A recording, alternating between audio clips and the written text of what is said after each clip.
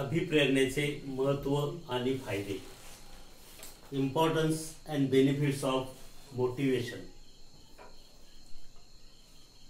तर जी अभिप्रेरणा आहे किंवा मोटिवेशन आहे, या मोटिवेशनचे विशेषतः औद्योगिक क्षेत्रामध्ये कोणकोणते व्यक्तिगत आणि कंपनीच्या दृष्टीने फायदे आहेत ते आपण या ठिकाणी पाहणार आहे.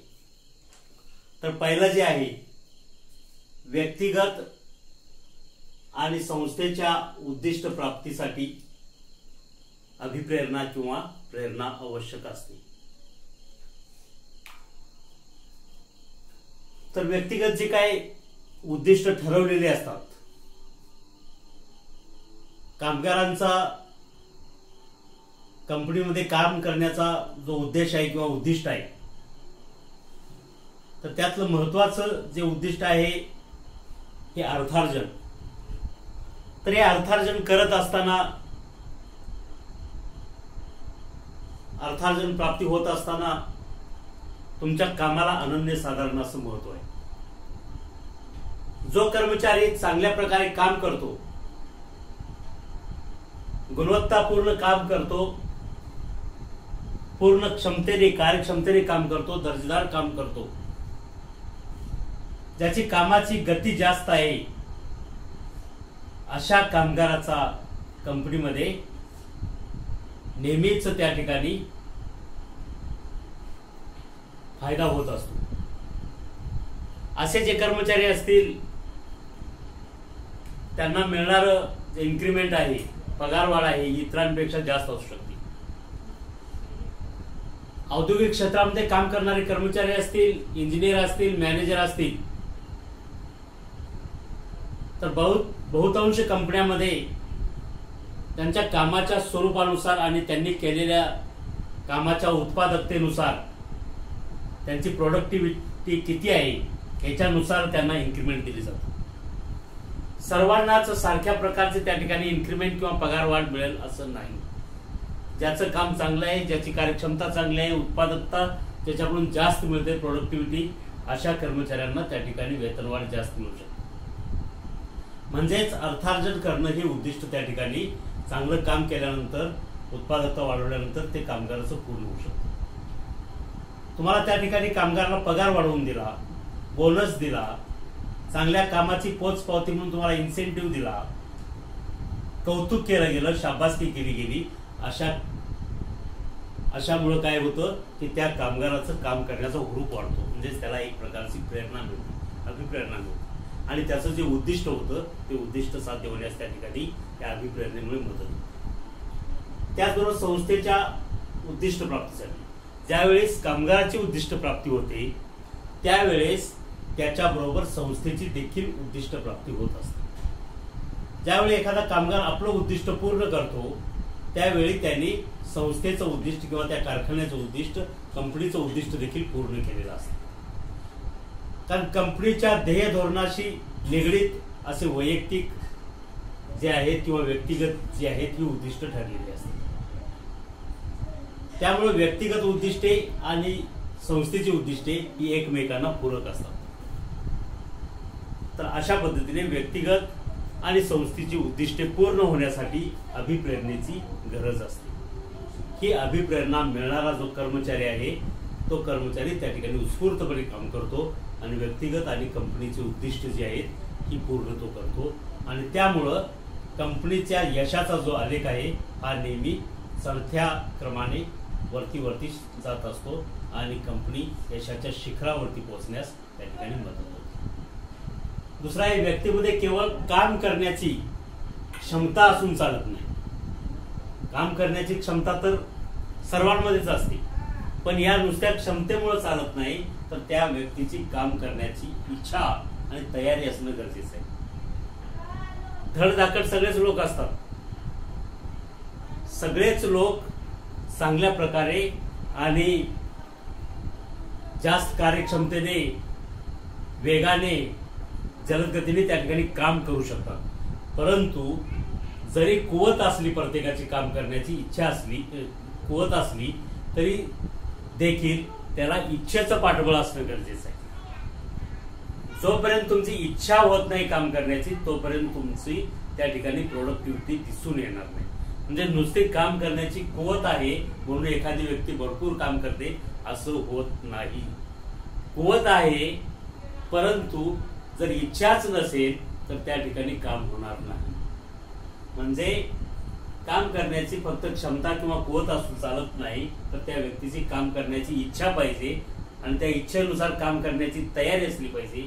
तर ही इच्छा निर्माण करण्याची, काम करण्याची तयारी माणसामध्ये निर्माण करण्याची जी प्रेरणा दिली जाते, ही प्रेरणा या अभिप्रेरणामुळे जी आहे ही अभिप्रेरणा महत्वाची आहे आणि त्यामुळेच मग उद्दिष्ट प्राप्ती होते. अलग लक्षात. म्हणजे काम करण्याची एखाद्यामध्ये कुवत आहे म्हणून ते काम होईल असं नाही, किंवा क्षमता आहे म्हणून असं नाही.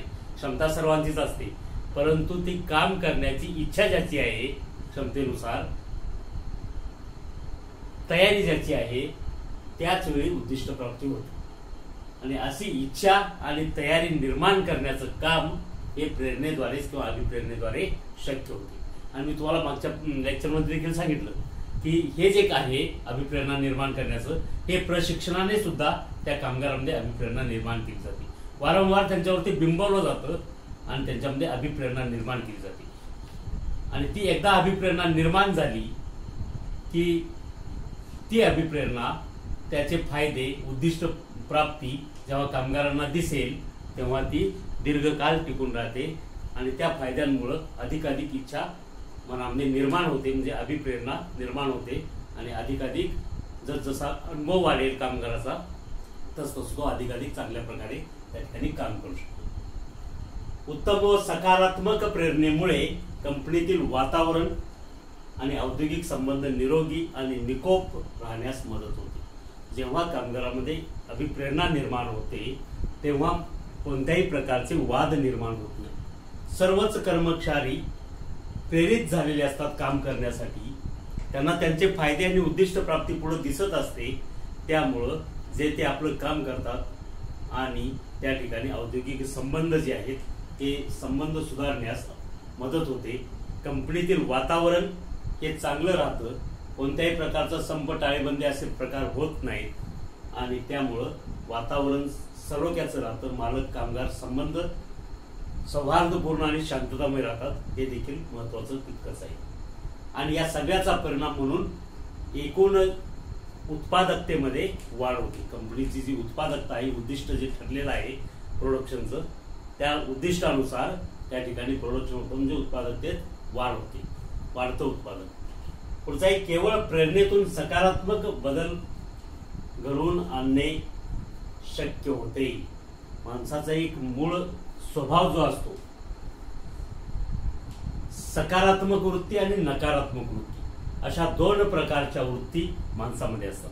त्यापैकी नकारात्मक वृत्तीकडे माणूस लवकर त्या ठिकाणी आकर्षित होतो आणि ते त्याला लवकर जमतं.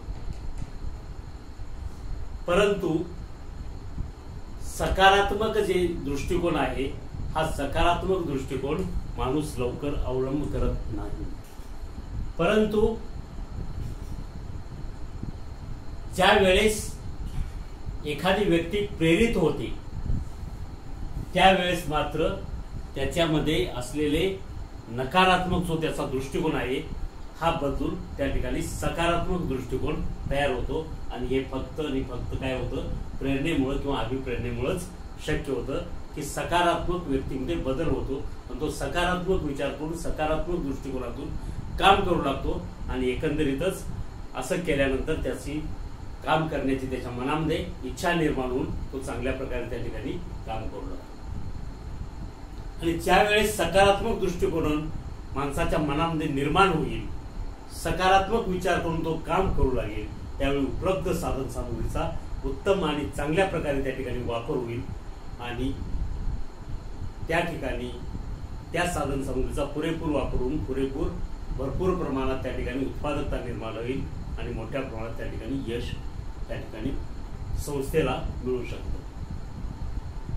आणि या सगळ्याचा परिणाम म्हणून कामगारामध्ये आपुलकीची भावना निर्माण होते. कोणत्याही प्रकारचा कामगारामध्ये, मालक कामगार यांच्यामध्ये, मॅनेजमेंट आणि कामगार यांच्यामध्ये कोणत्याही प्रकारचा अशांतता राहत नाही, तर शांततामय संबंध निर्माण होतात, एकमेकांमध्ये आपुलकी निर्माण होते आणि संघर्षाचं प्रमाण कमी होतं, औद्योगिक शांतता त्या ठिकाणी निर्माण होते आणि या संवादपूर्ण संबंधामुळं त्या ठिकाणी कंपनी भरभराटीस येण्यास मदत होते.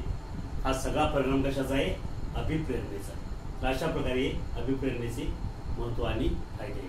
परीक्षा दृष्टीने देखील हा महत्वाचा प्रश्न 3 मार्काला प्रश्न येऊ शकतो. अभिप्रेरणेचे महत्व लिहा किंवा अभिप्रेरणेचे फायदे सांगा. तर अशा पद्धतीने हे तुम्हाला लिहिता आलं पाहिजे. लक्षात 6 मुद्दे लिहिता आले पाहिजे, तर त्यावेळी तुम्हाला 3 मार्क्स मिळतील. लिहून घ्या. ओके.